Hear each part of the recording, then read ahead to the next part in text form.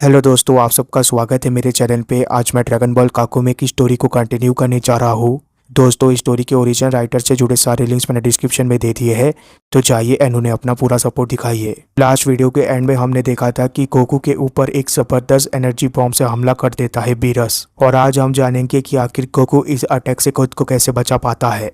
Video के शुरुआत में हम देखते हैं कि वो पावरफुल एनर्जी अटैक काफी तेजी से गोकू की तरफ आ रहा होता है। उस एनर्जी अटैक के गोकू तक पहुंचने से पहले हम देखते हैं कि गोकू की बॉडी एकदम से सफेद पड़ जाती है। वो काफी बड़ा एनर्जी बॉम्ब होता है, जिसके वजह से गोकू काफी ज्यादा डरा हुआ लग रहा होता है। और देखते ही देखते वो एनर्जी बॉम्ब एकदम से गोकू जिस मून के ऊपर खड़ा होता है उस मून के चारों तरफ आ जाता है। वो एनर्जी बॉम्ब उस मून को पूरी तरीके से कवर कर लेता है। दूर से देखने पर हमें ये भी पता चल रहा होता है कि उस मून के टुकड़े टुकड़े हो रहे होते हैं। इतना होते ही सीन एकदम से बीरस प्लेनेट के ऊपर शिफ्ट हो जाता है, जहाँ पर वीज और ओरेकल फिश आपस में बात कर रहे होते हैं। वीज ओरेकल फिश से बोलता है कि गोकू के जाए हुए 30 मिनट से ज्यादा समय बीत चुका है। जवाब में ओरेकल फिश बोलती है कि 30 मिनट तो काफी लंबा समय होता है, वो भी लॉर्ड बीरस के अगेंस्ट।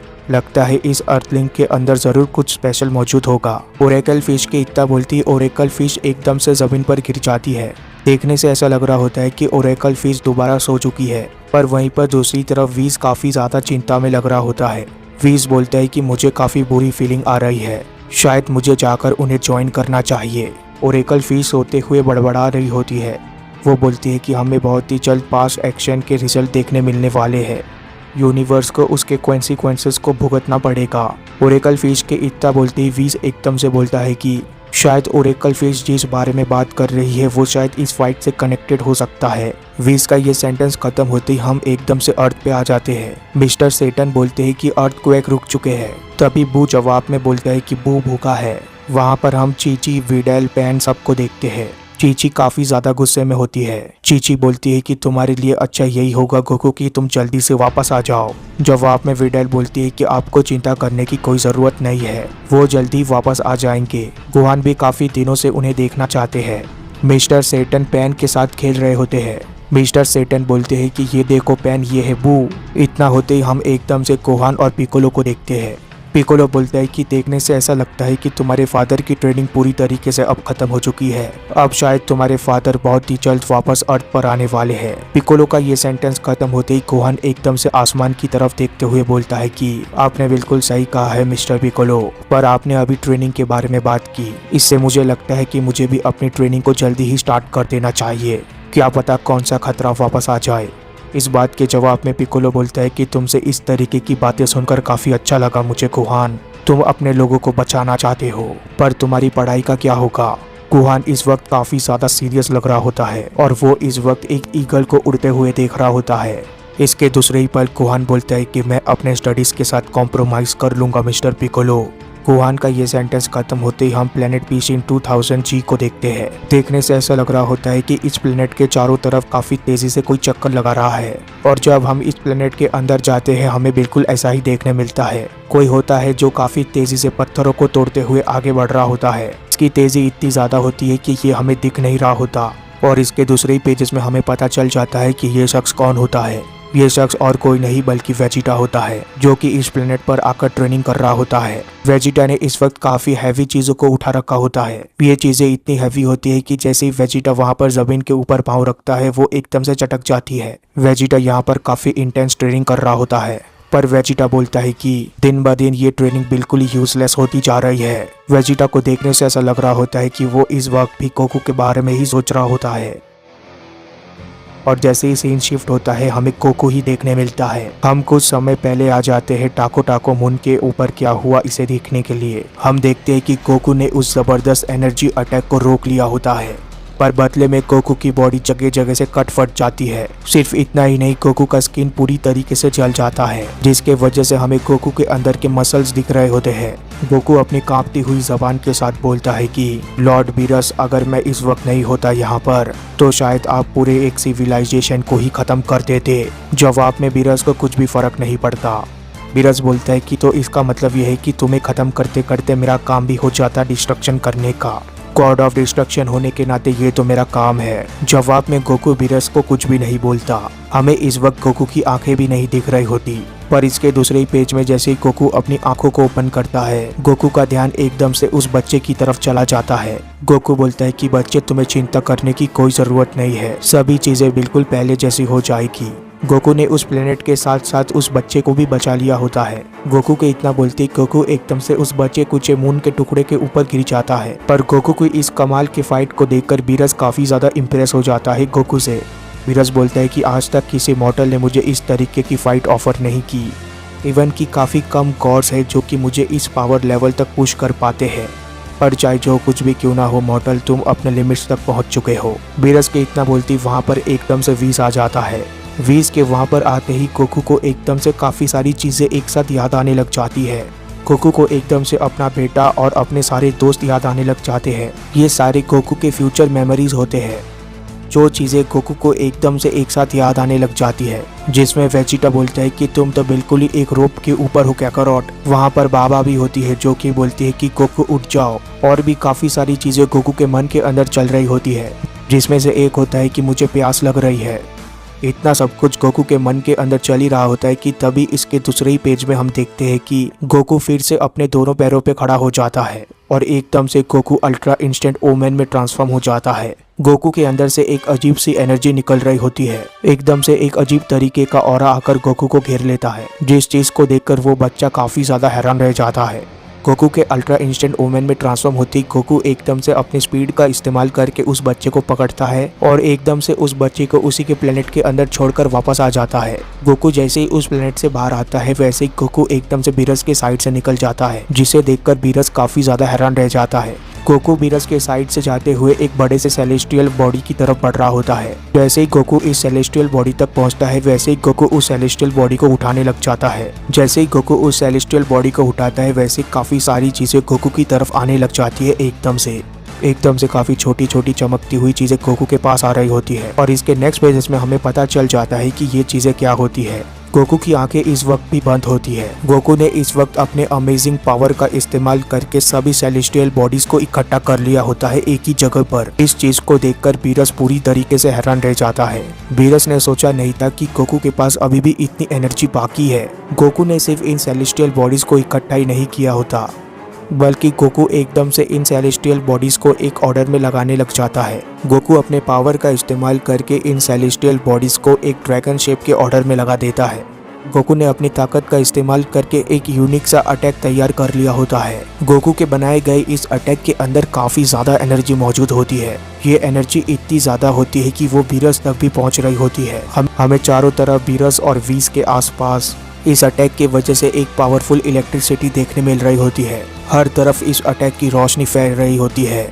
इस तरीके के अटैक को बीरस ने पहले कभी भी नहीं देखा था, जिसके वजह से बीरस बोलता है कि आखिर ये क्या है, आखिर सन गोकू मेरे ऊपर किस तरीके का अटैक करने वाला है। पर इसके दूसरे ही पल हमें कुछ ऐसा देखने मिलता है जिसकी उम्मीद हमने बिल्कुल भी नहीं की थी। गोकू के इस पावरफुल और यूनिक अटैक के आसपास एक ब्लैक लाइटनिंग आ जाती है। ये ब्लैक लाइटनिंग उस पूरे ऑरा को ही घेर लेती है, जिस चीज को देखकर गोकू भी हैरान रह जाता है। एकदम से गोकू को अपने कंधे के ऊपर किसी का पंजा महसूस होता है।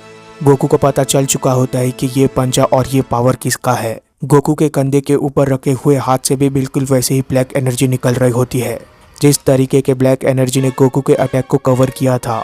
एकदम से हमें बीरस का वो रूप देखने मिलता है जिस रूप का इंतजार हम लोग आज भी कर रहे हैं। देखने भर से ऐसा लग रहा होता है कि बीरस ट्रांसफॉर्म हो चुका है। बीरस के अंदर से काफी इंटेंस ऑरा बाहर निकल रहा होता है। बीरस बोलता है कि अपने ऊपर कर्व करो सन गोकू। मुझे तो याद भी नहीं कि मैंने आखिरी बार इस पावर का इस्तेमाल कब किया था। बीरस के चेस्ट के ऊपर डायमंड शेप का स्ट्रक्चर आ चुका होता है, जो कि काफी चमक रहा होता है। पर बीरस के इस खतरनाक रूप को देखने के बावजूद गोकू को ज्यादा फर्क नहीं पड़ता। गोकू एकदम से अपनी तेजी का इस्तेमाल करके बीरस के हाथों से निकल जाता है, पर इस चीज को बीरस काफी आसानी से देख लेता है। बीरस बोलता है कि ये सब कुछ अब बिल्कुल ही बेकार हो चुका है सन गोकू। अब तो मेरे सामने एक कछुए जितने तेज हो। पर गोकू को ज्यादा फर्क नहीं पड़ता। गोकू एकदम से अपना पावरफुल कामेहामेहा अटैक बनाने लग जाता है। गोकू एकदम से तैयार हो जाता है अपने पावरफुल अटैक को शूट करने के लिए। गोकू ने अपने हाथ में कामेहामेहा अटैक भर लिया होता है और ये शायद सबसे स्ट्रॉन्गेस्ट कामेहामेहा अटैक होने वाला होता है गोकू का अब तक का। दूसरी तरफ वीस बोलता है कि वाओ, लगता है सन गोकू ने लॉर्ड बीरस को मजबूर कर ही दिया है। लॉर्ड बीरस ने अपने अल्ट्रा इंस्टेंट के साथ डिस्ट्रक्टिव पावर को कंबाइन कर दिया है। लगता है लॉर्ड बीरस को भी समझ चुका है कि गोकू एक पावरफुल वॉरियर है। बीरस भी एकदम से तैयार हो जाता है गोकू का सामना करने के लिए। बीरस बोलता है कि मैं तो इसी फाइट का इंतजार कर रहा था। लगता है फाइट ना करने के वजह से मेरे बॉडी में जंग पड़ चुके थे, पर अब मैं उस फाइट को फेस करने जा रहा हूँ जिसे मैं डिजर्व करता हूँ सन गोकू। बीरस के इतना बोलती गोकू एकदम से अपना पावरफुल कामेहामेहा अटैक शूट करने वाला होता है, पर इसके दूसरी पल सीन एकदम से शिफ्ट हो जाता है। हम इस वक्त काइस की दुनिया में आ जाते हैं जहाँ पर लॉर्ड बीरस और वीज आए होते हैं। यहाँ पर सुप्रीम काई बोल रहे होते हैं कि मुझे नहीं पता कि गोकू आखिर किस तरीके की ताकत का इस्तेमाल कर रहा है इस पूरे यूनिवर्स को हिलाने के लिए, पर इतने में वहाँ पर वीज और बीरस को देखकर सुप्रीम काई एकदम से डर जाते हैं। सुप्रीम काई बोलते हैं कि लॉर्ड बीरस, आखिर आप यहाँ पर अचानक से क्यों आए हो? जवाब में बीरस एकदम से वीज के स्टाफ को छीनते हुए बोलता है कि जल्दी से तुम मुझे ये बताओ, क्या तुम मेरे प्लेनेट को ठीक कर सकते हो? जवाब में वीज बोलता है कि लॉर्ड बीरस, क्या आपको पता है कि ये स्टाफ कितना ज्यादा प्रीशियस है? अब इस तरीके से मेरे से ये छीन नहीं सकते। जल्दी सीन दोबारा शिफ्ट हो जाता है और हम प्लेनेट बीरस में आ जाते हैं, जहाँ पर इस प्लेनेट का हाल देखकर सुप्रीम काई काफी ज्यादा डर जाते हैं। सुप्रीम काई बोलते हैं कि क्या इस प्लेनेट का सिर्फ इतना ही बचा है? जवाब में वीज बोलते हैं कि हाँ, सिर्फ इतना ही बचा है। बीरस अभी भी गुस्से में लग रहा होता है। सुप्रीम काई बोलते हैं कि इस प्लेनेट की हालत काफी ज्यादा खराब है। सुप्रीम काई के इतना बोलते बीरस बोलता है कि क्या गड़बड़ है शीन, अब तो मुझे ये मत बताना कि तुम अपना काम नहीं कर सकते। जवाब में सुप्रीम काई बोलते हैं कि नहीं, ऐसी बात नहीं है, शायद इसे पूरी तरीके से ठीक करने में थोड़ा ज्यादा लंबा समय लग जाएगा। शीन का ये सेंटेंस खत्म होते ही बीरस एकदम से वीज से बोलता है कि यहाँ का काम तो हो जाएगा वीज, अब जल्दी से गोकू के पास वापस चलते हैं, नहीं तो उसका एटमॉस्फेयर का ऑरा पूरी तरीके से खत्म हो जाएगा। जवाब में वीज बोलता है कि मुझे अंडर एस्टिमेट मत करो। एकदम से वीज के स्टाफ की मदद से बीरस और वीज वहां पर जाने लग जाते हैं। इतना होते ही सीन दोबारा शिफ्ट हो जाता है। हम एकदम से ग्रैंड प्रिस्ट के पैलेस को देखते हैं। ग्रैंड प्रिस्ट के पैलेस के चारों तरफ फॉग फैला हुआ होता है। इसके दूसरे ही पेज में हमें ग्रैंड प्रिस्ट भी देखने मिलते हैं। वहाँ पर हमें काफी सारे एंजल्स देखने मिलते हैं। ग्रैंड प्रिस्ट एकदम से बोलते हैं कि तुम लोगों का एक साथ यहाँ पर आने के लिए शुक्रिया। शायद तुम लोगों को पहले ही पता लग चुका होगा कि आखिर तुम लोगों को यहाँ पर क्यों बुलाया गया है, पर यहाँ पर एक इन्फॉर्मेशन मिसिंग है जिसके बारे में मुझे तुम्हें बताना है। इससे पहले यहाँ से कोई बाहर नहीं जाना चाहिए। अगर इस बारे में ओमनी किंग को पता लग जाता है तो दिक्कत हो सकती है। तुम लोगों को तो पहले से ही पता है, एक अर्थलिंग था जो कि यूनिवर्स 7 का था। उसने टूर्नामेंट ऑफ पावर में एक विश मांगी थी। उसका विश था सभी यूनिवर्सेस को रिस्टोर कर देना, जो कि टूर्नामेंट के दौरान खत्म कर दिए गए थे। पर यहाँ पर उस विश के वजह से एक दिक्कत आ चुकी है। ड्रैगन ने उन बचे हुए 7 यूनिवर्सेस को भी रिस्टोर कर दिया। जवाब में एक एंजल बोलता है कि 7, क्या ओरिजिनली यहाँ पर 18 यूनिवर्सेस नहीं थे?